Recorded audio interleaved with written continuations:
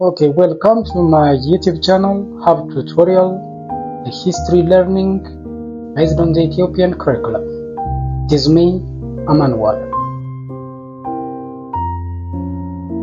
Our today's topic is about history. History as an academic discipline. So in defining history, we can have two ways. One is the definition in an ordinary usage, and another is a definition of the term from academic or scholarly or intellectual point of view. So to begin with, in its ordinary usage, history refers to all the things that happen in the human past. See, it is all the things that happen in the human past. When we say all the things, it refers to the deeds, sayings, and thoughts of the past society. And to the contrary, from its academic point of view, history is an organized, systematic, and critical study of the human past based on the interpretation of evidences. ስለዚህ ኦርዲናሪ የሆነውን ወይም ኤሌመንታሪ የሆነውን አጠቃቀም በመነሳት ሂስትሪ ማለት ምን ማለት ነው ብንል it is all the things that happened in the human past። እንደገና ደግሞ ምሁራዊ ወይም ደግሞ አካዳሚያዊ ስኮላርሊ ወይም ኢንቴሌክቹዋል ዴፊኒሽን ከወሰድ በአንድ በኩል ኦርጋናይዝድ ነው፣ ሲስተማቲክ ነው and critical ነው። So that it is organized, systematic and critical study of the human past based on the interpretation of evidence። በምን ላይ ተመስርቶ? ኤቪደንስን በመተርጎም ላይ ኢንተርፕሬት በማድረግ ላይ ተመስርቶ። From both of the definitions, we can have similar phrase that is the human past, you see, and this shows us that the focus of history is the past, and the past is our focus only if it is about human. Clear? በዚህ ሁለቱም ትርጉሞች ላይ አንድ የጋራ ፍሬዝ እናገኛለን፣ human past የሚል ማለት ነው። ስለዚህ ይሄ የሚያሳየን ደግሞ ታሪክ ትኩረት የሚያደርገው ፓስቱ ላይ ነው፣ and ፓስቱ ደግሞ ፎከስ የሆነው ለታሪክ ስለማን ከሆነ ነው? ስለ ሂውማን ስለሆነ ነው። And the study of the past also includes prehistory. ሌላኛው study of the past የሚለው ማንን ይይዛል ነው የሚለው ነው? prehistory ይይዛል። And prehistory covers the period before the beginning of the technique of writing around 4000 BC. So prehistory የሚባለው ወይም ቅድመ ታሪክ የሚባለው እንግዲህ የሰው ልጅ የጽሁፍ ቋንቋን ወይም ደግሞ the technique of the art of writing ከመጀመሩ በፊት ያለውንና ረጅም እድሜ ወይም ዘመን የሚሸፍነውን የሰው ልጅ ታሪክ ነው። So here is prehistory and there is history, so that a historical event to demarcate them is the beginning of the art of writing or the technique of writing that started around 4000 BC or 6000 BP. ለዚህ በፕሪሂስትሪ እና በሂስትሪ መካከል አንድ ትልቅ ታሪካዊ ድርጊት አለ። እሱም የሰው ልጅ የጽሁፍ ቋንቋን የጀመረበት ዘመን ነው። 4000 BC ወይም ከ6000 BP ዓመት በፊት እና በኋላ ለምንከፍለው ማለት ነው። በዚህ ከጽሁፍ ቋንቋ መጀመር በፊት የነበረው የሰው ልጅ ታሪክ is studied under prehistory, while that of human past after the beginning of the art of writing is dealt under history. So what is prehistory? For further understanding, prehistory is therefore the study of the distant past, or what? The study of the long past or the antiquity. So prehistory ማለት ምን ማለት ነው? ወይም ቅድመ ታሪክ ምን ማለት ነው ካልን it is the study of the distant past ብለን መናገር እንችላለን። So that for prehistory to be effective, the role played by archaeologists and anthropologists is paramount. So prehistory በጥናቱ በጣም ኢፌክቲቭ ይሆን ዘንድ የአርኪኦሎጂስቶች እና የአንትሮፖሎጂስቶች ሚና እየጎላ ነው ማለት ነው። Particularly, these two fields played a lot in finding clues about early human life.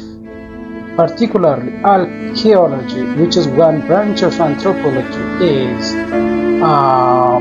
the digging out of the material remains of the earth. በተለይ ደግሞ የአንትሮፖሎጂ አንዱ ብራንች የሆነው አርኪኦሎጂ ማለት ምን ማለት ነው ብንል It is the digging out of the material remains of the earth, and these material remains are called fossils. So archaeology ማለት የመሬት ቁፋሮ ሳይንስ ማለት ነው፣ ወይም የመሬት ቅሪተ አካላት ጥናት ማለት ነው። እነዚህ የመሬት ቅሪተ አካላት ደግሞ ምን ተብለው ይጠራሉ? ፎሲልስ ተብለው ይጠራሉ። And fossils are the dead remains of both plants and what? Animals. ስለዚህ የእንስሳትና የእጽዋት ቅሪተ አካላት ፎሲልስ ተብለው ይጠራሉ ማለት ነው። So this is a plant remain, and this is an animal remain or animal fossil that can be dealt with archaeology. And it is only a small part which is studied of the events and deeds of the past.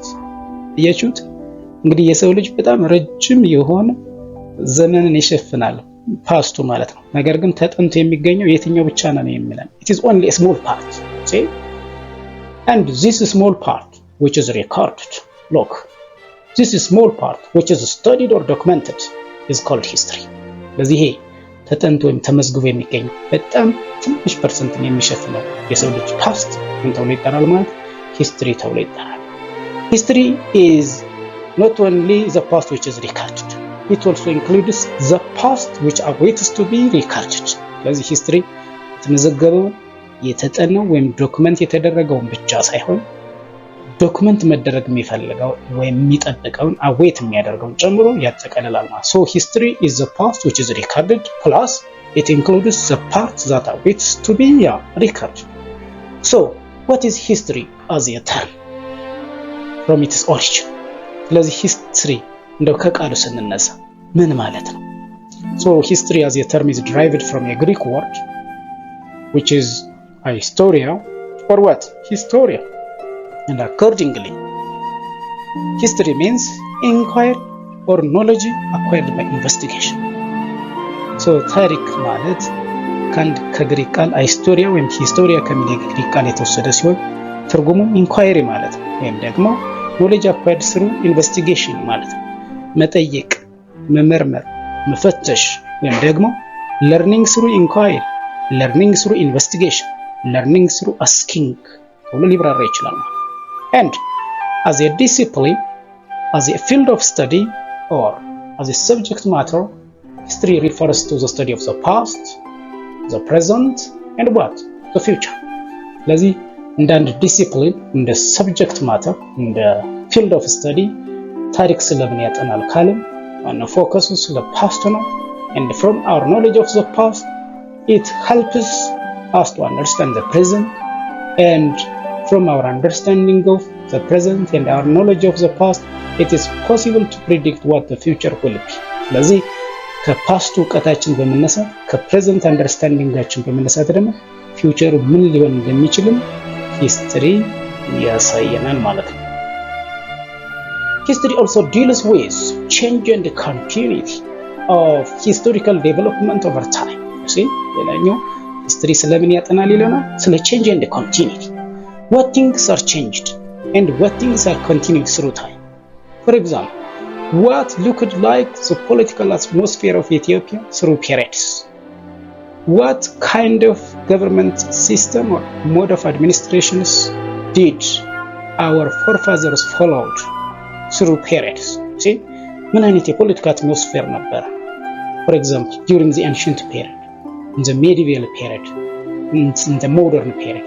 And what things of these things, you see, are continued and which are changed. You see? ስለዚህ ከነዚህ ውስጥ የትኞቹ ቀጥሏል? የትኞቹ ተቀይረዋል? What about the social, economic, religious and cultural aspects? ስለዚህ እነዚህ ውስጥ ሁሉ የትኞቹ በለውጥ ውስጥ አልፈዋል፣ የትኞቹ ደግሞ እስካሁን ቀጥለዋል? And it also deals with the patterns of cause and effect that determine change and continuity. ስለዚህ እነዚህ በአንድ በኩል ለውጥ እንዲኖር ወይም ቼንጅ፣ በሌላ በኩል ነገሮች ባሉበት እንዲቀጥሉ ኮንቲኒቲ እንዲኖር ተጽዕኖ የሚያሳድሩትን ኮዝ የሚያደርጉትና ውጤታቸውን ጨምሮ ያጠናል። The patterns of cause and effect that determine change and continuity. And also history as a science, you see, is grouped under social sciences. So history ስለነዚህ ሁሉ ያጠናል። ግን so history በአጠቃላይ ደግሞ እንደ ሳይንስ ከየትኛው group of science ነው የሚመደበው? ስለዚህ broadly we do have two groups of sciences, natural and the social sciences. So history is divided under the social sciences, but different from the rest of the social sciences. It has its own achievement of objectives. ስለዚህ ከሌሎች የሶሻል ሳይንስ ዘርፎች ግን በሚለየው መልኩ የራሱ የሆነ አቺቭ ሊያደርጋቸው አልሞ የተነሳቸው ኦብጀክቲቭስ ያሉት ዲሲፕሊን ነው ወይም ደግሞ ሰብጀክት ማተር። History also deals with the summary, generalize ስናደርገው it deals with human interaction, the interaction of human beings with other societies of their neighboring or in the same state. And again, it is the study of the growth of civilizations. See, ለምሳሌ በዓለም የተለያዩ ስልጣኔዎች ተከስተዋል። Major spots of world civilizations. So that it is the task of history and the task of historians to deal with these civilizations and to document the legacies that are left to this generation. It also deals with inventions. See, inventions of new technologies. For example, it studies about who invented what and how these inventions transformed the life of mankind. For example, who discovered or who invented the light bulb, who invented the steam engine, and so on. It also deals with man's relationship with the environment. ስለዚህ በኩል ሂማን ኢንተራክሽንን ያጠናል ብለናል መጀመሪያ ላይ። እንግዲህ አንድ የማህበረሰብ ክፍል ከሌላኛው የማህበረሰብ ክፍል ወይም ደግሞ በአንድ ሀገር ውስጥ ያሉ ህዝቦች እርስ በርሳቸው ያላቸውን ኢንተራክሽን ሊያጠና ይችላል። የስልጣኔዎችን እድገትና መሰራረት ሊያጠና ይችላል።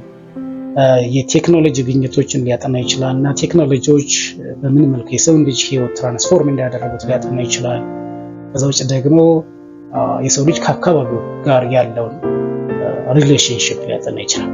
ለምሳሌ how man influences his environment and how environment influences mankind will also be the focus of history.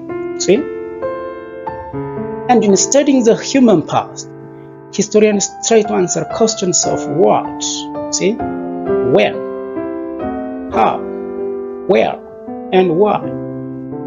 ለምሳሌ በጥናቱ ሂደት ታሪክ ለእነዚህ ጥያቄዎች መልስ የመስጠት ኃላፊነት አለበት። The questions of what, for example, what happened? ምን ተከሰተ? When did something happen? መቼ ተከሰተ ያ ነገር? How did something happen? Where did that thing happen? And why did that thing also happen? የሚሉ ጥያቄዎችን ይጠይቃል። ለእነዚህ መልስ ይሰጣል። And also, it deals with the consequences that are left by these events. You see? እነዚህን ነገሮች ምን ተከሰተ? መቼ ተከሰተ? እንዴት ተከሰተ? የትና ለምን የሚለው ብቻ ሳይሆን ምን ውጤትስ ጥሎ አልፏል የሚለውን ያጠናል ማለት ነው። This is something about today. Thank you for watching.